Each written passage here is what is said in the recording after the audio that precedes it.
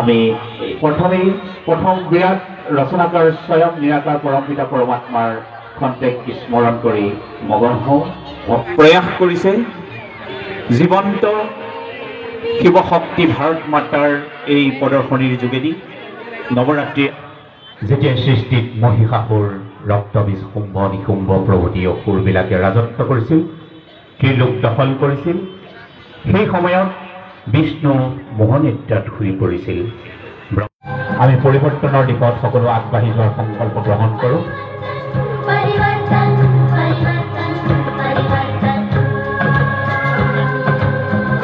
আধ্যাত্মিক মূল ৰহস্য এইসমূহ বিশদভাৱে জানিবৰ বাবে সকলোৱে ঈশ্বৰীয় বিশ্ববিদ্যালয়ত বিনামূলীয়াকৈ প্ৰদান কৰি থকা এই আধ্যাত্মিক জ্ঞান গ্ৰহণ কৰক আৰু প্ৰকৃত ৰূপত নৱৰাত্ৰি উদযাপন কৰি আমি নিজক পৰিৱৰ্তন কৰাৰ লগে লগে আমাৰ সমাজৰ কুসংস্কাৰসমূহ পৰিৱৰ্তন কৰিবলৈ প্ৰয়াস কৰোঁ। লগতে এখন সুন্দৰ বিশ্ব আমি সকলোৱে মিলি সন্মিলিতভাৱে বিশ্ব শিশু ভাই ভাইৰ দৰে আমি গঢ়িবলৈ সক্ষম হ'ম। এয়া আমাৰ আহ্বান, এয়া আমাৰ প্ৰয়াস। ধন্যবাদ। হয়, এই পূজাভাগ পাতিবৰ বাবে কমচে কম 3 মাহ পূৰ্বৰ পৰাই আমি ইয়াৰ সম্পূৰ্ণ তৈয়াৰী কৰি আছোঁ। যিসকল দেৱী দেৱতাৰ ৰূপত আজি প্ৰদৰ্শন কৰিছে তেখেতসকলে পূৰা 3 মাহমানৰ আগৰ পৰাই ৰাজযোগৰ অভ্যাস কৰি আছে আৰু এয়া প্ৰথম নহয়, ইয়াৰ আগতেও কেইবাবাৰো এই ধৰণে জীৱন্ত মা দুৰ্গাৰ প্ৰতিমা প্ৰদৰ্শন কৰা হৈছে। আৰু এই সকলো যিসকল আমি এতিয়া দেখিছোঁ দেৱী বা দেৱতাৰ ৰূপত, তেখেতসকল প্ৰত্যেকজন একোজন ৰাজযোগৰ অভ্যাসী, ৰাজযোগ তপস্যা কৰে। শাৰদীয় নৱৰাত্ৰিৰ আন্তৰিক শুভেচ্ছা জ্ঞাপন কৰিছোঁ। প্ৰজাপিতা ব্ৰহ্মাকুমাৰী ঈশ্বৰীয় বিশ্ববিদ্যালয় উত্তৰ লখিমপুৰ শাখাই চৈতন্য দুৰ্গা প্ৰদৰ্শনীৰ মাধ্যমেৰে আচলতে নৱৰাত্ৰিৰ আধ্যাত্মিক ৰহস্যনো কি সেয়া অৱলোকন কৰিবলৈ এটা প্ৰয়াস কৰিছে। আজি সমাজত আমি দেখা পাইছোঁ বিভিন্ন উৎসৱ পাৰ্বণ, ধৰ্মীয় অনুষ্ঠান বা পূজাৰ মণ্ডপো ক্ৰমে বাঢ়ি গৈছে, কিন্তু সেইমতে আমাৰ অন্যায় অসূয়া কুসংস্কাৰ অন্ধবিশ্বাস এইসমূহ কমি যোৱা নাই, সমাজত কিন্তু বাঢ়ি যোৱাহে পৰিলক্ষিত হৈছে।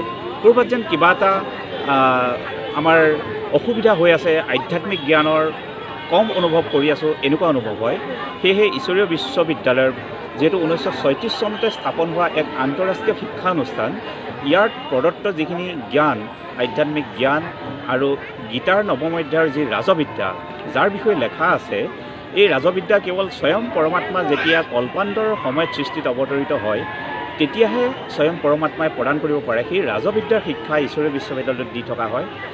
এই দুইবিধ শিক্ষাৰ যোগেদি যেতিয়া কলিযুগৰ জীৱাত্মাই জীৱনত এই শিক্ষাখিনি ধাৰণ কৰে, আৰু দুৰ্গা সপ্তশতী গ্ৰন্থটো এই কথাষাৰ লেখা আছে, কল্পান্তৰ সময়ত যেতিয়া সৃষ্টিত পৰমাত্মা অৱতৰিত হৈ এই আধ্যাত্মিক গীতা জ্ঞান প্ৰদান কৰে, তেতিয়াহে মনুষ্য আত্মাবিলাকে কলিযুগৰ পৰা সত্যযুগত প্ৰৱেশ কৰিবলগীয়া প্ৰকৃত আধ্যাত্মিক শক্তি আৰু দিব্যগুণসমূহ ধাৰণ কৰিবলৈ সক্ষম হয়।